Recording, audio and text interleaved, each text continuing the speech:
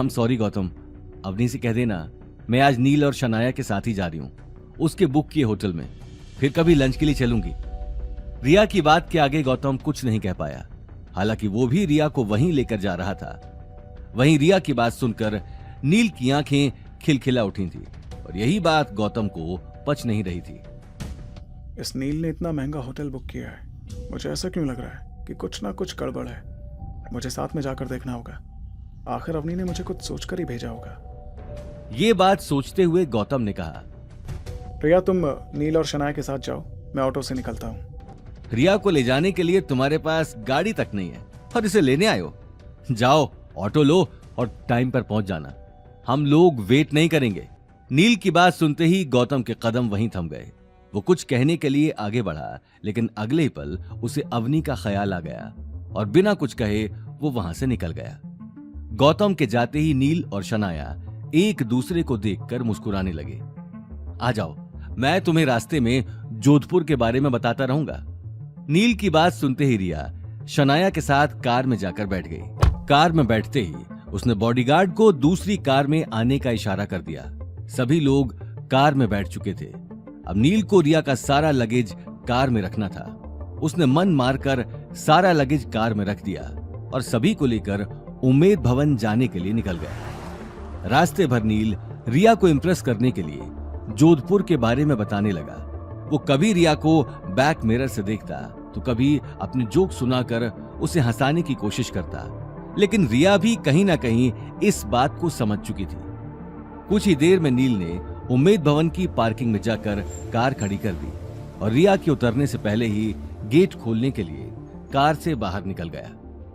Car से बाहर आते ही रिया उम्मेद भवन को चारों तरफ से देखने लगी। उसने वैसे कई बार इसका नाम सुना था और वो ये बात अच्छे से जानती थी कि उम्मेद भवन जोधपुर के सबसे लग्जरी होटल्स में से एक था। चलो रिया, मैंने इस होटल में हम तीनों के लिए प्राइवेट बैंक्वेट बुक किया है। हम वहां आराम से बैठकर बात करेंगे। Private banquet? Are you sure? जहां तक मुझे लगता है इतने महंगे होटल में इतनी आसानी से प्राइवेट बुकिंग मिलती नहीं है। रिया, भाई की अच्छी जानकारी है, उनका कहा भला कौन टाल सकता है। ओ ऐसी बात है, तो फिर देर कैसी, बस गौतम आ जाए फिर चलते हैं। अरे वो आ जाएगा, हम तो चलकर बैठते हैं। हाँ वैसे भी मेरे तो पेट में अभी से चूहे कूद रहे हैं। ये बात सुनते ही रिया मंद मंद मुस्कुराने लगी और अगले ही पल दोनों के साथ होटल के अंदर चली गई। उम्मेद भवन का प्राइवेट बैंक्वेट उन रईस और वीआईपी लोगों के लिए था जो पैसों की कोई परवाह नहीं करते। बैंक्वेट हॉल देखने में जितना लाविश था उतनी ही अच्छी वहां की सर्विस भी थी। प्राइवेट बैंक्वेट के बाहर हमेशा ही गार्ड खड़े रहते थे ताकि वीआईपी गेस्ट कभी परेशान ना हो। नील ने उन गार्ड्स को देखते ही अपना सीना चौड़ा कर लिया। इससे पहले कि नील अपना मोबाइल निकालकर गार्ड को होटल बुकिंग की फोटो दिखाता, उसे गौतम सामने से आता हुआ दिखाई दिया। गौतम को देखते ही नील ने चेहरे पर चश्मा लगा लिया।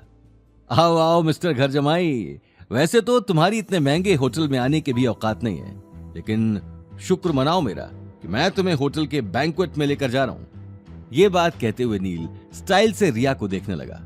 शनाया ये बात सुनते ही हंसने लगी। रिया भी मंद मंद मुस्कुरा रही थी, लेकिन गौतम अब तक शांत ही खड़ा था। देखते ही देखते नील गार्ड को अपने मोबाइल में बुकिंग दिखाने लगा, लेकिन गार्ड ने बुकिंग देखते ही कहा, sorry sir, this is normal booking, you can't enter. What? Are you out of your mind? I have receipt of the banquet, there must be a misunderstanding. Sorry sir, हमें कोई misunderstanding नहीं हुई है। Where is manager? मुझे उससे बात करनी है। This is how you treat your customers. Guard की बात सुनकर रिया और शनाया एक दूसरे को देखने लगे। रिया डोंट वरी, शायद कोई मिस्टेक हुई है, मैं भी बात करता हूं। रिया बिना नील की बातों पर ध्यान दिए अनमने ढंग से आसपास खड़े लोगों को देखने लगी। नील छोड़ो, हम लोग कहीं और चलते हैं, मैनेजर से भी बात करके टाइम वेस्ट ही होगा। नो वे, हम आज लंच करेंगे तो यहीं करेंगे, मैंने तुमसे वादा किया है, बस एक बार मैनेजर को आने दो। रिया नील की जिद के आगे कुछ कह नहीं पाई। वहीं दूसरी तरफ नील की तेज आवाज सुनकर गार्ड ने उसी वक्त मैनेजर को बुलाकर सारी बात बता दी। आगे की कहानी जानने के लिए देखिए अगला एपिसोड सिर्फ पॉकेट एफएम के यूट्यूब चैनल पर और रॉयल वारिस के सारे एपिसोड्स को सुनने के लिए डिस्क्रिप्शन में दी लिंक से डाउनलोड करें पॉकेट एफएम ऐप।